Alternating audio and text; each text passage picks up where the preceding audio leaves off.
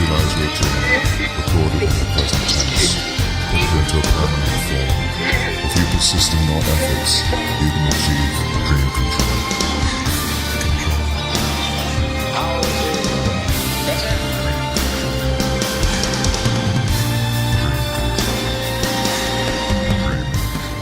A continuación, le cedo la palabra entonces a Soledad Fariña.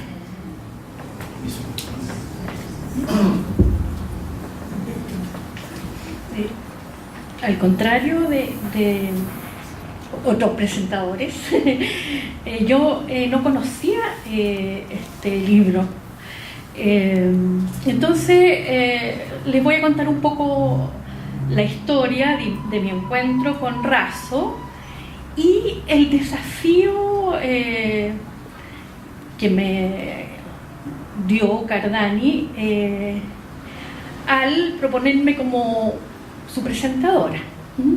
Especialmente el desafío, aunque más que un desafío era una invitación, a escribirlo desde como poeta mujer, digamos, como poeta mujer. Entonces, desde ahí lo escribí, desde ahí hice una reflexión bastante profunda, porque el texto, los poemas de Cardani dan para eso. Ahora, le puse un epígrafe que saqué, me metí a la página del Ejército, que saqué cuando una persona de 17 o 18 años aparece ahí. Y dice: tú has sido sorteado para ser convocado al servicio militar. Entonces mi primera pregunta es: ¿existirá una escritura cuyas características o sutilezas sean propias de un hombre, de un varón? Una escritura, un poema en cuyo tema, metáforas, imágenes, esté presente una perspectiva, una sensibilidad que no pudiera, a priori, ser escrito por una mujer. Sabemos que la llamada cultura universal es en realidad blanca, europea y masculina. Pero tal vez valdría la pena seguir ahondando y preguntarse si habrá una escritura, un pensamiento que, aunque masculino, esté fuera de ese acervo cultural dominante y excluyente. Rechazada o ignorada por una gran mayoría de la crítica y de los poetas consagrados, la poesía con que irrumpimos las mujeres durante los 80 fue, en cambio, leída, aceptada y de alguna forma incorporada no solo por las poetas de nuevas generaciones, sino también por algunos jóvenes con quienes el diálogo ha sido fluido. Y aunque siempre persisten lecturas que ven un artificio o algo de muy mal gusto en esto de escribir desde el cuerpo, es decir, desde un cuerpo signado, creo que nuestros textos, nuestra poesía responde a la curiosidad, a la inquietud que expresaba Rimbaud en la Carta del Vidente acerca de la mujer como poeta. Dice Rimbaud: ¿serán sus mundos de ideas distintos de los nuestros? Descubrirá cosas extrañas, insondables, repulsivas, deliciosas. Nosotras las recogeremos, las comprenderemos. La reflexión anterior, inserta en gran parte de mi escritura, pudo ser la razón de que al preguntar a Cardani por el título de su libro, asocié raso a una de las acepciones de la palabra, raso, tela donde los hilos de la urdiembre se dividen en serios mayores. Teniendo la urdiembre pocos enlaces con la trama y siendo esta de seda, la superficie del tejido aparece brillante. Por eso recibe también el nombre de satén. La sensualidad de esta trama de seda asociada a la palabra raso me trajo imágenes de los delicados poemas de Marina Arrate. Sin embargo, mi sorpresa empezó al abrir el correo que contenía los poemas de Cardani. Raso, vinculado a lo raso, lo plano, lo más cercano al suelo. Aquí, el soldado raso, el joven que inserta en el ejército, ocupa el escalafón más bajo de la cadena de mando. Interpelada por este raso, empiezo a leer versos de un tema tan ajeno no solo a mi mundo poético, sino a mi mundo en general. El uso de las armas, todo lo cercano a la milicia, jerarquía, honor y glorias marciales, la guerra, la muerte de seres humanos por seres humanos está lejos de mis predilecciones. Mi acercamiento al tema había sido una más de tantas reflexiones que sobre la condición humana aparecen en la música, el cine y desde tan antiguo en la literatura. La épica, luego en novelas, poemas que hasta hoy denuncian, sienten piedad, destacan el heroísmo de la guerra o se avergüenzan de tal aberración. Pero ya el inicio del libro de Cardani es inquietante.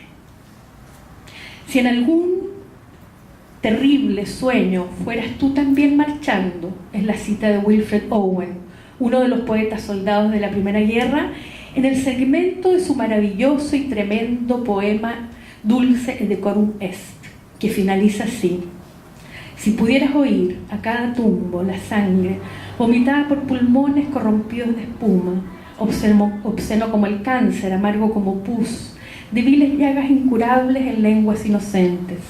Amigo mío, ¿no contarías con tanto entusiasmo a los niños que arden, ansiosos de gloria, esa vieja mentira? Dulce et decorum est pro patria mori. Dulce y honroso es morir por la patria. Sin embargo, lo que sigo leyendo y me va encantando en Razo es diferente a esa épica antibélica, aunque no tan diferente como lo veremos después. ¿Qué leo? El saludo de bienvenida, pienso que textual, del mayor que comanda el regimiento. El saludo del cabo a cargo de los reclutas. Y aquí empieza a deslizarse una serie de códigos y palabras que para mí son una incógnita. Clase, pingado, satélite, imaginaria. El lenguaje cifrado de los regimientos, el lenguaje cifrado de los hombres, de los que se atreven, de los que deben forzar su voluntad para superar la mayor adversidad. Manejar un arma, matar un ser humano, adoptar otra ética. El regimiento, templo de una iniciación, el guerrero, es el lugar donde las señoritas se harán hombres. Aquí no se admiten desertores, no se admiten calambrientos. Y si el joven, el recluta, no quiere, no puede ser ese hombre, indigna escapatoria. Hay un 5% de desecho ya contemplado en la estadística, que quedará fuera de ese templo de gloria y honor. Cardani, o la voz de su alter ego, que también se llama Cardani, solo mira, observa y anota. No es un grito de denuncia, es la voz en sordina pero atenta de ese ser a ras de tierra, último en la escala, insultado con el epíteto tal vez más denigrante para un varón convencional: señorita. El paisaje del desierto, las voces de mando, la descripción de los rituales de endurecimiento, los temores y aprensiones propias o ajenas se deslizan en versos impecables, donde también hay apego, afecto, extrañeza y a la vez expansión de su propia humanidad en los otros. Iturbe, mi suboficial Manosalva, Aguirre Namuncura, mi cabo Toro, mi cabo Calfuala, Miranda, llantos, quiebres, heridas, intentos de suicidio expuestos sin estridencia, escuchados y escritos como una arista más de lo escarpado del morro que hay que trepar. Pero aquí hay algo más. Hay algo que subyace a este paisaje desértico, a estas situaciones de temor, resigno y extrañeza, a este encierro, a este lenguaje cifrado, lejano y a la vez cercano al sujeto que escribe. Trato de buscar palabras para definir eso que gravita en la entrelínea, pero no las encuentro. Me pregunto por qué. Y aquí viene una cita. Son muchas las razones por las cuales en tiempos de guerra las mujeres callan o hablan menos que los hombres. Lo contiguo del lenguaje con el cuerpo, la ajenidad histórica al uso de las armas. Cuando la palabra se separa del cuerpo y de aquello que se inscribe en el mismo, o sea, el miedo, pasiones, sentimiento inconsciente, dice mucho, pero calla lo esencial. Debe ser también por este motivo, si después de haber oído de todo sobre las dinámicas y sobre las razones de esta guerra, continuamos teniendo la impresión de no saber todavía lo esencial.